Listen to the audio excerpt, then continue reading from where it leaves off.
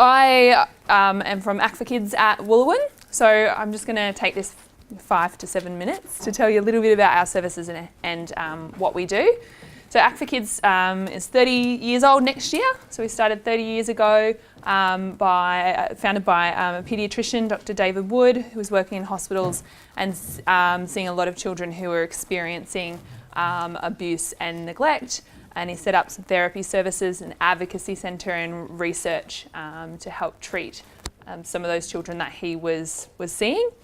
Fast forward to today, we now have a whole range of services from education and early intervention, some Learn to be Safe with Emmy programs which teach protective behaviours to Year 1 students in school, all the way through to our therapy services which help to treat, I guess, some of the children, young people and families who've experienced abuse and trauma. So I'm going to specifically tell you a little bit more about Wooloowin Centre where I'm based, and we have 4 main therapy programs or therapeutic programs based at Wooloowin. So we have our counselling intervention service, which some of you might be familiar with, and that takes referrals from Department of Child Safety. So we're working with quite complex cases, children who've experienced a whole range of abuse-related trauma.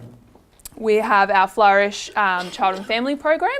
So that program is a family therapy model to provide therapy to those families who've experienced abuse and trauma but haven't engaged with the statutory system. So those might be referrals where there's been abuse from outside of the family. A lot of those cases are domestic violence situations, and the therapist works with the parents and the family and the children as a whole where possible to do so.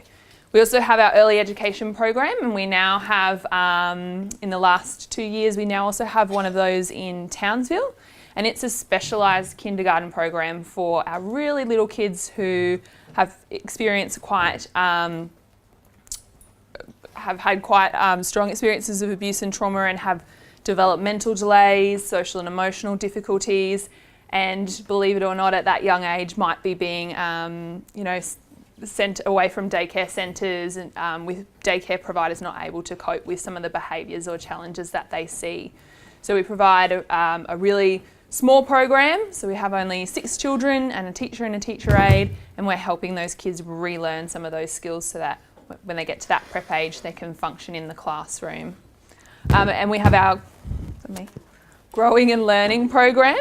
So a high number of the kids that I guess in the families that you've been hearing about today have developmental delays, and that may be because of the neglect they've experienced, or it may be because their brains have just been so wired to look for safety that they're not able to kind of engage in those learning skills and that basic development. So our Growing and Learning program provides speech and occupational therapy to those children. So what does that look like? What does that therapy program look like? It's an integrated multidisciplinary team, so we're all working quite closely together. Our speech and language therapist informs our therapy and our counselling programs. And when we're talking about parents who've engaged in substance abuse, it can be a whole range of presenting problems. So it could be supporting children just to process their experiences, what they've seen, the relationship with their parent. A big one, particularly in our kind of teenage cohort, is them feeling that mum or dad chose the drug over me. So there's a lot of abandonment and self-worth kind of issues that can come with that.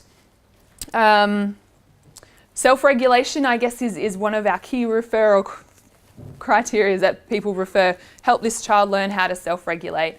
I guess when we're talking about the families we are today, they haven't had models. I think Cameron was talking about that binge and then crash and burn. So they're at home in an environment where regulation of the adults is kind of up and down. So they haven't had that co-regulation to learn how to do that for themselves. And often we see majority of the children that we work with would be in that disorganised attachment. So there's really big relational difficulties, that push-pull and not knowing how to seek comfort or support. And so then going into maybe out-of-home care or kinship placements, that can be really confusing then for foster carers. So we work quite closely with the carers or kin who are looking after the children. So I guess that's a little bit. I just wanted to give you a snapshot of some of the services that we provide, and I'll be talking a little bit more in the panel later on.